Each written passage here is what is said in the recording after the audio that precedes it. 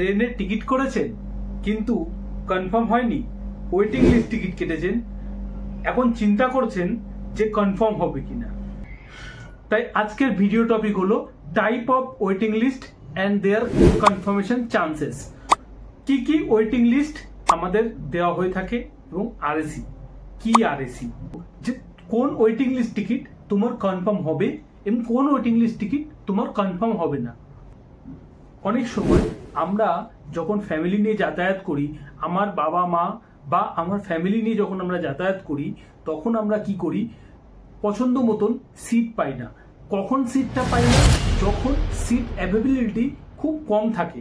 যেরকম ধরুন আপনার 4 মাস আগে টিকিট খুলেছে এবং আপনি 1 মাস আগে টিকিটটা কাটছেন, তো তখন কি হয়, ওটা 100টা বা 50টা বা 150টা মতন সিট অ্যাভেলেবেল আছে। কিন্তু আপনি যখন বুক করতে চাইছেন তো আপনার পছন্দ মতন সিট আপনি নাও পেতে পারেন। যেমন কি সাইড আপার, সাইড লোয়ার বা বয়স্ক বাবা মার জন্য লোয়ার। তো তার জন্য আমার কি করণীয়, আমি কিভাবে সাইড আপার, সাইড লোয়ার বা নিচের লোয়ার সিট পাবো। তো আজকের ভিডিওতে একটা আমার নিজস্ব ট্রিক্স তোমাদের সাথে শেয়ার। তো প্রথমেই আমরা বলবো পুল কোটা ওয়েটিং লিস্ট। পুল কোটা ওয়েটিং লিস্ট হলো দুটো স্টেশন, এটা হচ্ছে ছাড়া স্টেশন, এটা হচ্ছে যে স্টেশনে গন্তব্য স্টেশন। তো কি হয়, এই মধ্যখানে কোনো ছোট ছোট অনেক স্টেশন আছে যেগুলো স্টপেজ দেওয়া হয়। তো সেই স্টেশন থেকে সেই স্টেশনগুলোর জন্য কিছু কোটা সিট রিজার্ভ করে রাখা হয়। তো আমি যখন দুটো স্টেশনের মধ্যখানে কোনো ছোট স্টেশন থেকে টিকিটটা বুক করছি, তখন কিন্তু আমাকে যখন ওই সিট কোটা ধরো 50টা, 100টা বা 200টা সিট রিজার্ভ করা আছে, ওই রিজার্ভ যখন ফুলফিল হয়ে যাবে, তখন যদি আমি সিট বুক করি, তাহলে কিন্তু আমার সিটটা পুল কোটা ওয়েটিং লিস্টে চলে আসবে। পুল কোটা ওয়েটিং লিস্ট কিন্তু কনফার্ম হওয়ার একদম চান্স কমই থাকে, খুবই কম থাকে। যেরকম জেনারেল ওয়েটিং লিস্টে খুব চান্সেস বেশি থাকে, কিন্তু পুল কোটা ওয়েটিং লিস্টে কিন্তু একদম চান্স থাকে না। তো আমি লাইভ প্রুফ দেখাবো যে সত্যি কতদিন আমি নিজে টিকিট কেটেছি, তো কতদিন আগে টিকিট কেটেছি এবং এখনো পুল কোটা ওয়েটিং লিস্ট কনফার্ম হয়নি, যেখানে জেনারেল ওয়েটিং লিস্ট কিন্তু ধীরে ধীরে কম হচ্ছে। সিমিলারলি আরএল ওয়েটিং লিস্ট হলো যে আমার দুটো স্টেশন আর গন্তব্য স্টেশন, দুটো স্টেশনের মধ্যখানে অনেক ইম্পর্টেন্ট বা বড় বড় স্টেশন থাকে।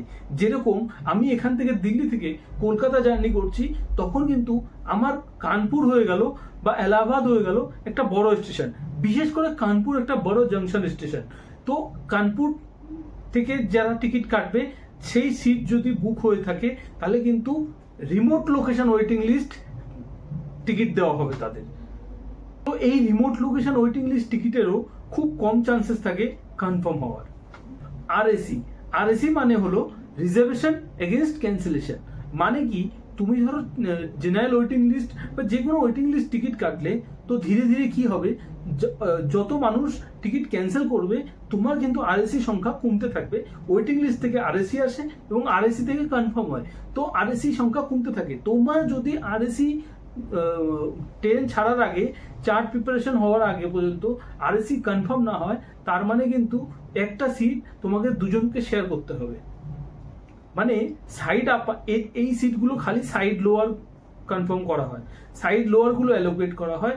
সুতরাং একটা সিট দুটো মানুষ।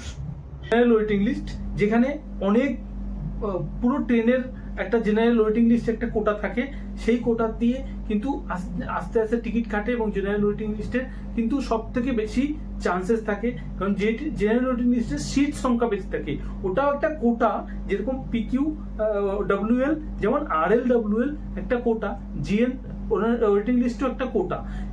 কারণ এই জিএল ওয়েটিং লিস্টের একটা অনেক বড় সংখ্যক মানুষ টিকিট কাটে এবং অনেক বড় সংখ্যক সিট অ্যাভেলেবিলিটি থাকে।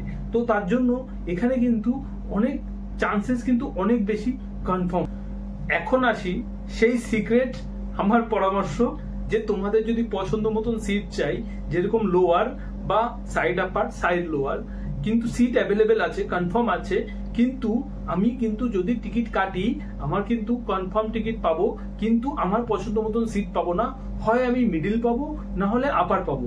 কি কারণ লাস্টে যে সিটগুলো বেঁচে থাকে 100-150 সিট যখন থাকে, তো লাস্টে এই সিটগুলোই বেঁচে থাকে, ইয়া মিডিল ইয়া আপার। তো তোমাকে কি করতে হবে তখন? তো আজকে হচ্ছে আমার ট্রিক্স, এটা সম্পূর্ণ আমার ব্যক্তিগত ট্রিক্স, আমি নিজে অনেকবার কাজে লাগিয়েছি, তোমরা কাজে লাগাতে পারো যদি তোমাদের, কিন্তু এটা সব ক্ষেত্রে অ্যাপ্লিকেবল না। যদি কোনো ফেস্টিভ থাকে, কোনো সেরকম স্টেশন থাকে যেখান থেকে অলরেডি রাশ খুব, যেরকম বিহারে যাওয়ার স্টেশন ট্রেন, সেই ট্রেনগুলোতে কিন্তু এইগুলো এই ট্রিক্স কাম না করলেও করতে পারে। তো আমার রায়টা বা আমার ট্রিক্সটা তোমরা শুনে নাও। আমার ট্রিক্সটা হলো, তোমার 100টা বা 150টা সিট আছে, ধরো তোমার 4 জন ফ্যামিলি, তুমি 4টে টিকিট করবে, 100টা থেকে 150টা সিট আছে, বা 50টা বা 20টা, যে কোনো 100-র নিচে, 150 থেকে 100-র নিচে তোমার সিট আছে। তখন কি করবে, তুমি টিকিট কাটবে না, কনফার্ম টিকিট কাটবে না, তোমাকে কি করতে হবে, ওয়েটিং লিস্ট টিকিট কাটবে। ধরো আমি দিল্লি থেকে কলকাতা যাব বা দিল্লি থেকে আসাম যাব, আমার টিকিট আছে 100টা, তো আমি কি করব, ওয়েটিং লিস্ট টিকিট কাটবো। আমি কিন্তু কনফার্ম টিকিট থাকা সত্ত্বেও টিকিট কাটবো না। এবার কি হবে গল্পটা, যখন আমি ওয়েটিং লিস্ট টিকিট কাটবো, ওয়েটিং লিস্ট বেশি না, আমি প্রতিদিন ওয়েট করব, দেখব আমি ওয়েটিং লিস্ট 5-10 এরকম ওয়েটিং লিস্ট কাটবো। এরকম ওয়েটিং লিস্ট কাটার পরে আমাকে ওয়েট করতে হবে। ঠিক জার্নির আগে যদি আগে থেকে কনফার্ম হয়ে গেল, তাহলে তো আমি পেতেও পারি, নাও পেতে পারি, কিন্তু আমি সবসময় চাইবো যে আমার টিকিট যেন কনফার্ম না হোক, আমার টিকিট কিন্তু চার্ট প্রিপারেশনের সময় কনফার্ম হোক। কারণ রেল কিন্তু পুরো ট্রেনের যে সিট, সেই সিটগুলোকে বিভিন্ন ওয়েটিং লিস্ট এবং বিভিন্ন কোটার জন্য সেপারেট করে রাখে, এবং যে কিছু সিট এমন রিজার্ভ করা থাকে যেটা একদম লাস্টে গিয়ে খোলে।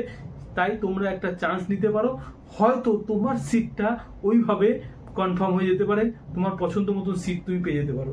আমি 2-3 বার এরকম হয়েছে আমার সাথে, আমি নিজে ওয়েটিং লিস্ট কেটে ট্রেনে, আমি নিজে ওয়েটিং লিস্ট কেটেছি এবং লাস্টে গিয়ে কনফার্ম হয়েছে চার্ট প্রিপারেশনের সময়। কিন্তু চার্ট প্রিপারেশনের আগে, 1 দিন আগে বা 2 দিন আগে যদি কনফার্ম হয়, তাহলে কিন্তু তোমাকে ওইভাবে কনফার্ম হয়নি, তোমাকে কিন্তু কেউ ক্যান্সেল করেছে, তার এগেনস্টে এসে তোমার কিন্তু কনফার্ম হয়েছে। বন্ধুরা, ভিডিওটা ভালো লাগলে লাইক, শেয়ার, কমেন্ট করে দিও, এবং চ্যানেলে নতুন হলে অবশ্যই সাবস্ক্রাইব করে বেল আইকনটি প্রেস করে দিও, কারণ এরকম অনেক ইনফরমেটিভ ভিডিও আমি তোমাদের জন্য এনে থাকি। তো প্রথমে আমি আইআরসিটিসি অ্যাপটা খুলে নিলাম। আইআরসিটিসি অ্যাপ খুলে এখানে লগ ইন কন্টিনিউ করলাম, ভেরিফাইং ইউজার, এরপর এরকম একটা ইন্টারফেস খুলে গেল।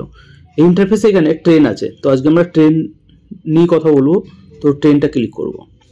ট্রেনটা ক্লিক করার পরে এখানে অনেকগুলো অপশন আছে, এরকম একটা ইন্টারফেসে অনেকগুলো অপশন আছে, book ticket, my booking, PNR enquiry, এই তিনটেই মেইন দরকার লাগে। তো আমি এখন এখানে বুক টিকিট মানে বুক করতে পারো টিকিট, মাই বুকিংটা ক্লিক করব। মাই বুকিং ক্লিক করার পরে এখানে কিন্তু তোমার অনেক যে ট্রেনের টিকিট কাটা আছে এগুলো কিন্তু এখানে শো করবে, যত ট্রেনের টিকিট কাটা আছে। তো আমি প্রথমে একটা ট্রেন দেখাবো যেটা পিকিউ ওয়েটিং লিস্ট পেয়েছি আমি। তো এটা নিচে যাই, তো একদম এইখানে এই দেখতে পাচ্ছ,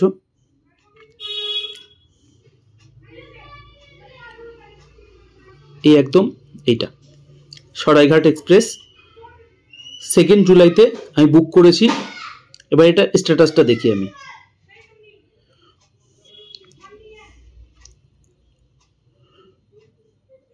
তো এটার বুকিং স্ট্যাটাসটা দেখি। বুকিং স্ট্যাটাসে এখানে আমি আসলাম 2, 3, 4 তিনটে তোমার এখানে আছে তোমার current status, booking status 2, 3, 4, current status 2, 3, 4। আমি এখানে একটু কারেন্ট স্ট্যাটাসটা রিভিউ করে নিই। দেখো 1, 2, 3, আজকে ডেট হচ্ছে 2 অক্টোবর, মানে প্রায় 3 মাস। এখনও কিন্তু আমার টিকিট 1, 2, 3-এই রয়েছে। এখানে জেনারেল ওয়েটিং লিস্টে কি হয়, তোমার খুব তাড়াতাড়ি ফিল হয়ে যায়, খুব তাড়াতাড়ি কমে। ধরো আমি 50 কেটেছি, তো এতদিনে 3 মাসে তো মিনিমাম 30-এ চলে আসতো। পিকিউ ওয়েটিং লিস্টে যদিও আমার এই টিকিটটা কনফার্ম হয়ে যাওয়ার চান্স আছে, মানে তুমি 95% ধরে নিতে পারো যে কনফার্ম হয়ে যাবে, কিন্তু আমার এরকম দেখাচ্ছে। এর উপরে যদি বেশি থাকে, যেমন 10-এর উপরে যদি থাকে, তাহলে কিন্তু কনফার্ম হওয়ার চান্স 0 বলতে পারো, নেই বলতে পারো। আমার ব্যক্তিগত route and ticket availability and festive season উপর ডিপেন্ড করে। তো তোমরা দেখতে পাচ্ছ এটা। তো বাস এটাই দেখানো ছিল।